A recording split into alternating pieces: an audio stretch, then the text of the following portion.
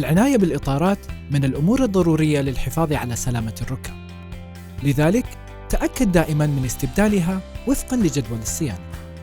قم بفحص الإطارات بالبحث عن أي مؤشرات لوجود تلف، كتوازي تآكل الإطار مع علامة المثلث الموجودة على جانب الإطار، توازي مستوى نقوش الإطار مع مؤشرات الاحتراق، ملاحظة تآكل غير منتظم في أي جزء من أجزاء الإطار.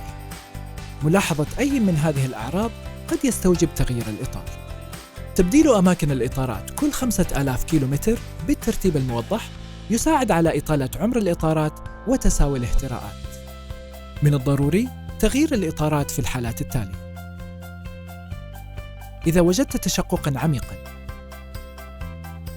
إذا لاحظت انتفاخاً في الإطار، في حالات تسريب هواء الإطار بشكل متكرر، في الحالات التي يتعذر فيها إصلاح أضرار الإطار. لسلامتك وحفاظاً على صلاحية سيارتك، راعي التنبيهات التالية عند استبدال الإطارات. لا تستعمل إطارات مختلفة النقشة في نفس الوقت. لا تستعمل إطارات بمقاسات غير الموصى بها. لا تستعمل إطارات مختلفة في البنية في نفس الوقت.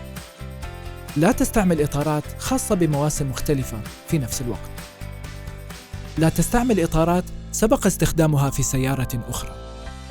لا تنسى تركيب صمامات تحذير ضغط الإطار ووحدات إرسال الإشارات الخاصة بها عند استبدال الإطارات.